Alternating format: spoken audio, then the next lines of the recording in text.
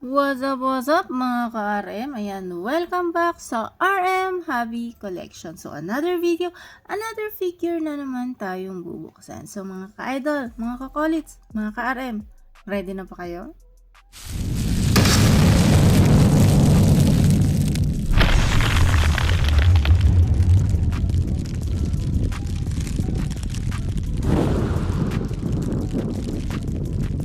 So, today guys, meron tayong bubuksang dalawang figure. So, double unboxing tayo guys. So, same figure, pero magkaiba tayo ng supplier.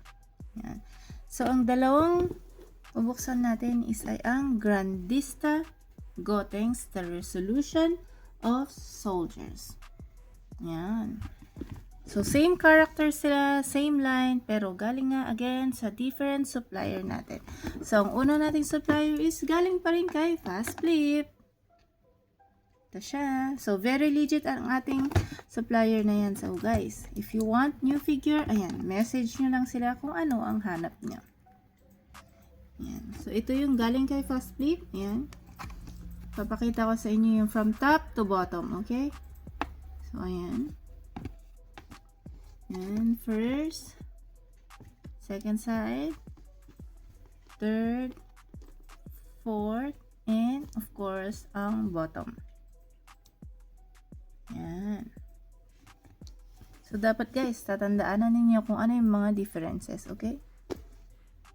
So, ito namang isang Grandista Gotenks ay galing kay Boss Ray ng Otakamura. Yan.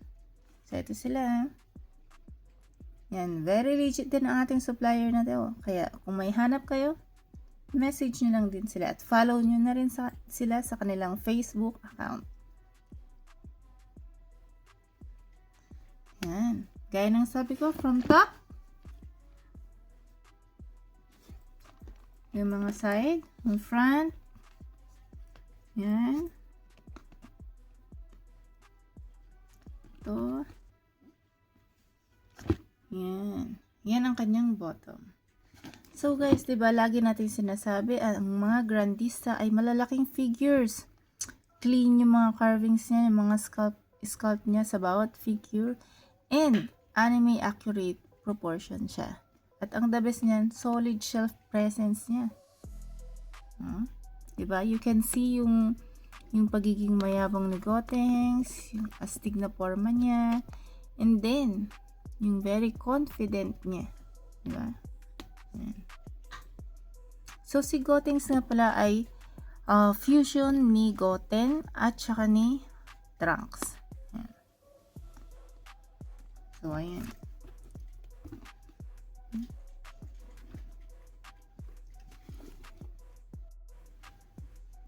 So, guys, unahin muna natin buksan ang Grandista Gotenks mula kay Fast Flip.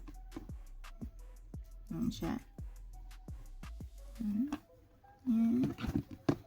And yan. Pero bago pala natin buksan, ang galing kay Fast Flip guys ay as price siya. As price from Japan. Okay. Tsaka yung kay Otakamura is distributed naman siya by Geeky. Yan. Yan siya. So, magkaiba siya. Yan. As price yung kay Fast Flip.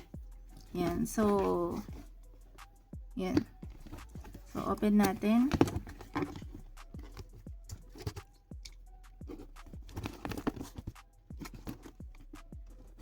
Yan.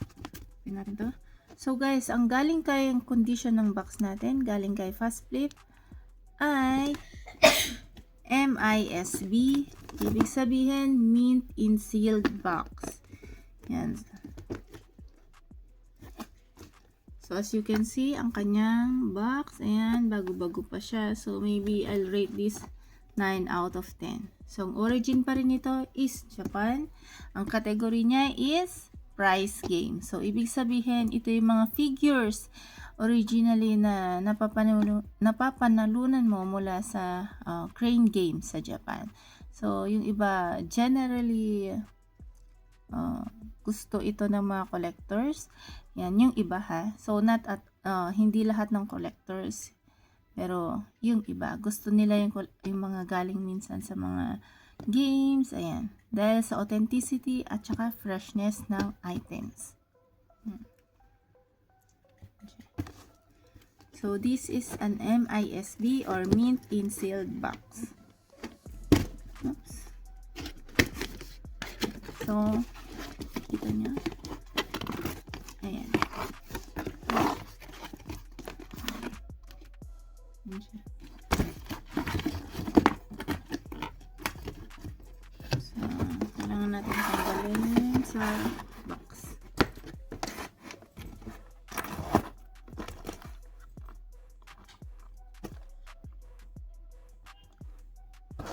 Oops.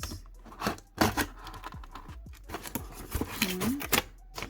Para makuha natin yung figure. So, ito siya.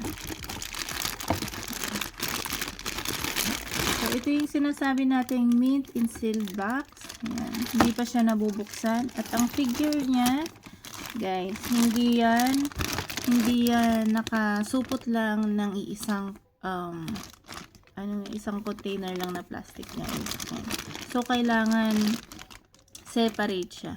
Lalo na yung mga head niya. Kasi yung mga head nito, kagaya ng mga hair, it's very delicate. So, iwasan natin na mahulog yung kanilang mga ulo. At tumama yung mga edge niyan. Ayan. So, meron siyang accessory. Ayan, may foot support. Accessory ng damit. Meron siyang 2 heads. And then, ito yung kanyang body. The body itself. So, ayun lang siya. Yun lang yung laman niya. So, this is an MISB mint in sealed box.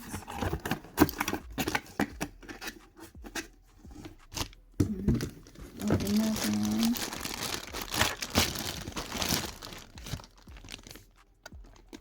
Ayan. Open na natin, guys.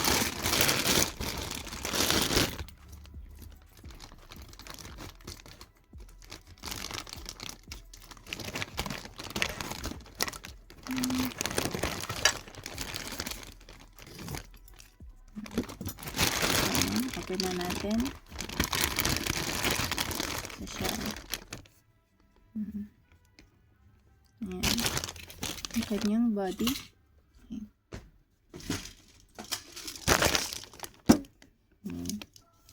And then next, meron siyang dalawang head.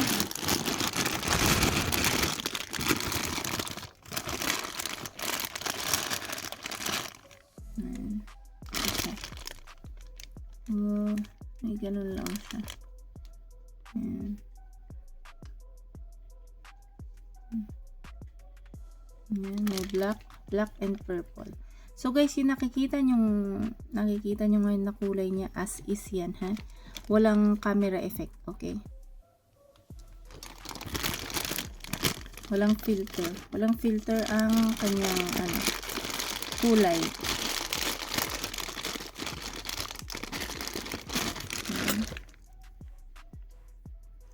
Ayan siya. Siguro ganito lang siya. Napansin ko lang pagka MISB, minsan may ganyan yung head niya. Ayun sa buhok. Ayan. Maybe sa pagkakagawa. Ayan. So, meron din itong isa. Saan na ba yan? Ito. Close natin. Hindi masyadong makita pero para siyang may dent. Ayan. Pero this is, guys, MISB. So, baka, ayan. Sinasabi ko lang sa inyo yung mga napapansin kong dents niya. Okay, ayan. May dent siya sa ito. Sa hair. Ayan. So, parang tuklap ba? Ayan. And then, ayan. Yung sa loob niya. Ito, medyo nakauwang siya. Ayan. Hindi siya close mismo sa head. Okay. Pero MISB to ha. Ito yung accessory. And of course, the foot support. Yung foot support niya. Ano ba ito? So, kailangan natin siyang ayusin muna.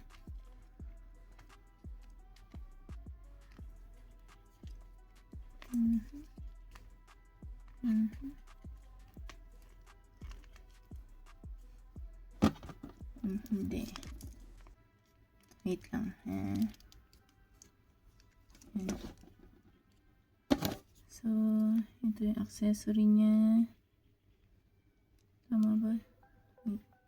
So, guys, kailangan niya palang siyang tignan kasi merong mga edges dito. Yan, may edge.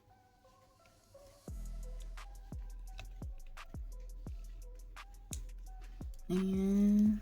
Tapos, ilagay natin tong isang head. Oops, wait lang.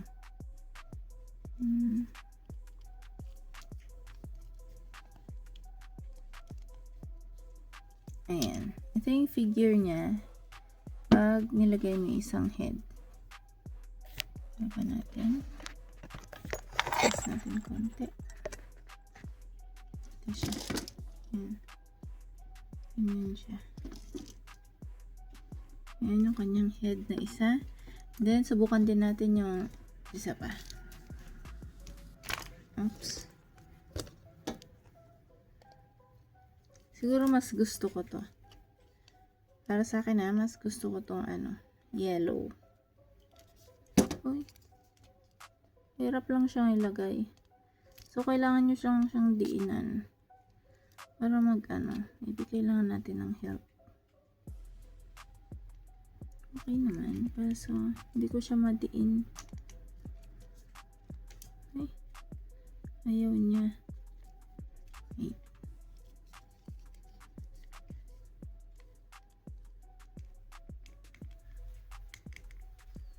Wala natin yan.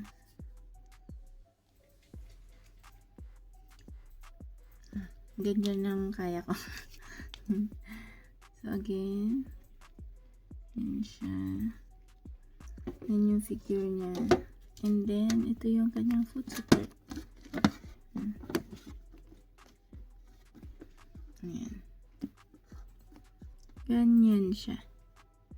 Ito ay ang MISB galing kay Fastflip.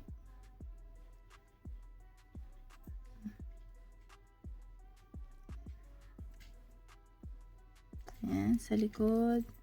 So guys, pasensya na kayo. Hindi ko siya madiinan. Kaya nakaangat pa siya. Mamaya ayusin natin. So, ayan. Tignan nyo guys yung kanyang mga muscle. Ayan. Pero medyo magaan lang siya. Ayan. Ayan. Yung color niya. Same yan ng color guys ha. No filter. Ayan. Ayan. Tignan yung details ng kanyang paa. Ayan. So, sabi ko nga sa inyo, this is as price. Okay? As price. So, buksan naman natin yung galing kay Utakamura.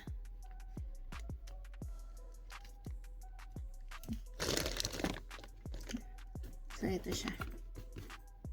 Yan. Galing kay Utakamura.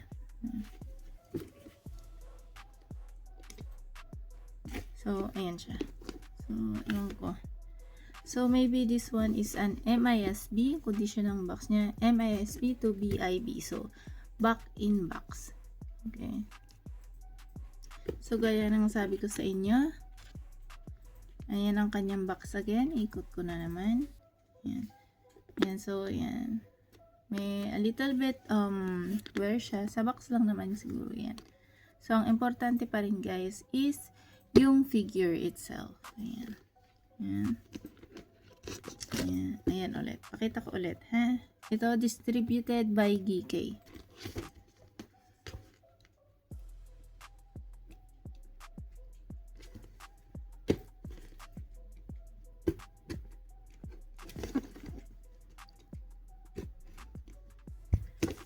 Pero parehas pa rin naman silang galing ng Japan. Diba? So, okay pa rin yun. Oh, okay. Ito naman siya. Ayan, meron din siyang brown back sa loob. Ayan. Same din siya nung kay Fastflip. Ayan.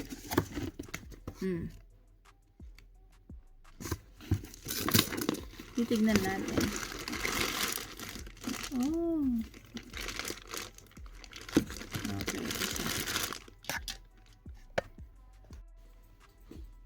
So guys, ito naman yung Grandista Gotenks Resolution of Soldiers mula kay Otakamura.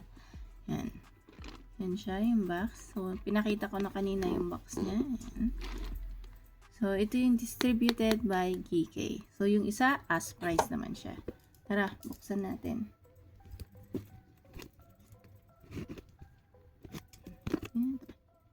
Yan. So, guys, eto na. Eto na siya.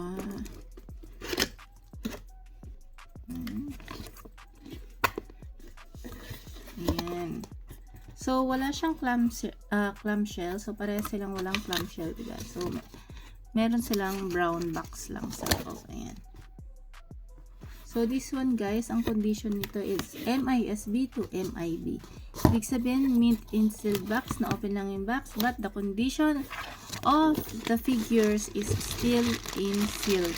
Naka-sealed pa rin siya. Ayan. Ayan siya. Ito naman siya. Sealed pa rin. Ayan. So, gaya ng sabi ko kanina, the body, the figure. Ayan, ito yung figure natin. Yung two heads. Ayan. Accessory and the foot. Ayan. Open natin.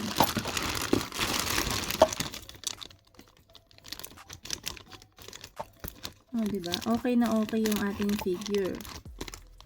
Kasi, parehas silang mga bago pa rin to, guys. Bago pa rin siya. Magugulungan lang tayo minsan sa MIB, ganyan.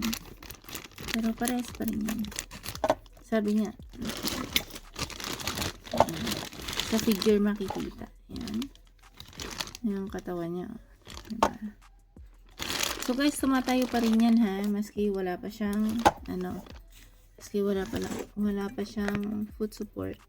Yan, tingnan nyo. Diba? Wait. Oh, diba? Ayan. Labas natin yung head. Tapos, baba muna natin. So, gaya nga ng sabi ko guys, kanina, diba? Yung mga figures natin, ano lang siya. Ingatan lang natin mahulog yung mga head nila. Yan. Kasi nadidisform yung kanilang mga buhok. Yan siya. Yan. Yan, isa pa.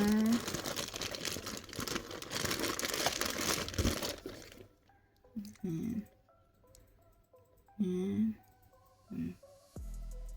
Yan yung mukha niya. O, diba? Very confident ang ating Gotenks. Yan.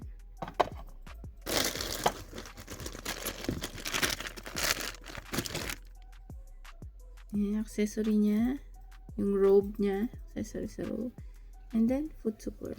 So guys, ganito pala siya. Ganito siya ilalagay. Yung foot support niya, ayan. Pa-side yan, pa-side. Side. So yung galing kay Fast Flip. So buuin natin yung galing kay Otakamura. So ilagay natin to, mas madali. So check mo rin pala natin yung head niya kung kakasya. Siguro dahil bago pa, medyo mahirap pa siyang ilagay. Yan. Mahirap pa siyang ilagay, guys. Yan. Check din natin itong isa. Oh, okay. Ito mas madali siya ilagay. Ano? Nailagay ko siya, di ba? Kay Fast Flip, hindi ko malagay yung ulo ng yellow. So, palitan natin yung isa. Ay, wait lang. Paano ba itong isa? Side. Ito. Ganyan.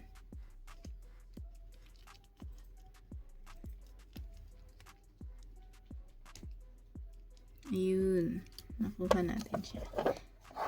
Ayan. Para makita natin yung difference, susubukan natin yung tignan yung difference kay Fast Flip at saka kay Otakamura. Pero bago ang lahat, palitan mo natin yung head. para makita natin. Ayun. Ayan. Ayan siya, guys. Fast flip. Itong isa galing kay Otokamura. So, ang napansin ko, guys, yung galing kay fast flip at saka kay ito siya, medyo malaki yung dent nito. Yan, siguro dahil sa factory defect na rin ng figure. Same din siya nung kay Otokamura. So, parehas sila ng dents. Okay. Yan. So, nakita niya. Yan yung pero hindi masyado kay Otokamura. Yan. Pero itong isa medyo visible talaga siya. Nakikita mo. 'Di ba? Kahit malayo makikita mo. Itong isa hindi. Pero considered pa rin siya na parang may defect. Pero okay pa rin siya, guys. 'Di ba? Ayan. That it's upon yung mga hair, ha? So, kay fast flip naman ulit sa yellow. Ito yung kay Otokamura. So, sa head, ayan. Meron pa rin siyang dent. May mga dent pa rin siya sa hair. Ayan. Ayan, makikita yan. Hindi lang kasi siya makita kasi color yellow eh, di ba? Medyo invisible yung kanyang dent. Pero meron siya. Ayan. So, guys, these two figures, guys, is sealed pa siya. Sealed pa yung figures natin. Pero the important thing is, maayos pa rin ang kanilang figure. Kahit na may problem siya sa dent, okay na rin yan. Ayan siya. So, same pa rin siya. So, siguro, ang rate ko sa mga dalawa nito is 9 out of 10. Ayan. So, halos parehas lang sila ng mga dents din. Ayan. Kasi magkaiba pa rin sila ng ulo na may hirap siyang ilagay. So, nag-switch nga ako, diba? So, kay fast flip, kay Otokamura. So, pagdating kay Otokamura, nahihirapan ako dito. Pagdating kay fast flip, nahihirapan naman ako ilagay yung head. Ayan. Yan siya. So, ayan.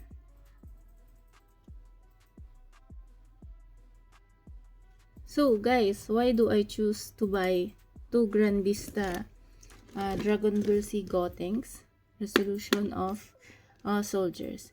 Kasi, di ba, hindi, as for me na isa ring collector, di ba? Ganda yung dalawa, kasi dalawa yung ulo niya, oh.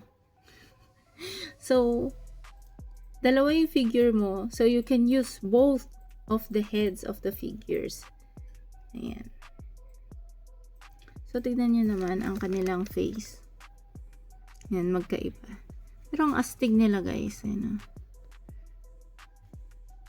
Gustong gusto ko yan, oh. Yung mukhang ganyan. Ayan. Yan, kasi, you know why? Kasi, tignan nyo, malayo pa lang. Kita nyo na.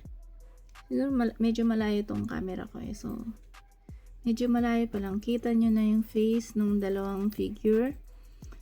Diba? Ang ganda niya. Oh. So, according sa kanyang body, same lang din sila. Yan. Ang tanging problem lang natin is yung head. Yan. Yan, same pa rin. Yan. At saka, pwede silang tumayo. Pwede silang tumayo kahit walang foot support. Okay. Yan. Yan.